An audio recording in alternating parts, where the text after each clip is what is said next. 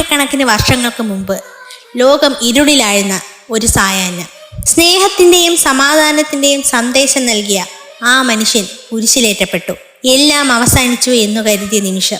എന്നാൽ മൂന്നാം നാൾ പുലർച്ചെ പ്രകൃതി പോലും സാക്ഷി നിൽക്കെ ആ അത്ഭുതം സംഭവിച്ചു. മരണത്തിന്റെ ചങ്ങലകൾ തകർന്നു, കല്ലറ തുറക്കപ്പെട്ടു. യേശുക്രിസ്തു മരണത്തെ അതിജീവിച്ച് ഉയർത്തെഴുന്നേറ്റു. ഇതാണ് ഈസ്റ്റർ. വെറുപ്പിനുമേൽ സ്നേഹവും ഇരുട്ടിനുമേൽ വെളിച്ചവും മരണത്തിനുമേൽ ജീവനും നേടിയ വിജയം. തളർന്നു പോയ മനുഷ്യർക്ക് ഇത് പുതിയൊരു തുടക്കത്തിന്റെ കഥയാണ്. ഇന്ന് ലോകമെമ്പാടും ഈസ്റ്റർ ആഘോഷിക്കുമ്പോൾ നാം ഓർക്കുന്നത് തളർച്ചകളിൽ നിന്ന് ഉയർത്തെഴുന്നേൽക്കാനുള്ള കരുത്തിനെ കുറിച്ചാണ്. പ്രത്യാശയുടെ ഈ വലിയ പെരുന്നാൾ ഏവർക്കും സ്നേഹത്തിന്റെ സന്ദേശം പകരട്ടെ. ഏവർക്കും കീക്കീസ് ആർട്സിന്റെ ഈസ്റ്റർ ആശംസകൾ.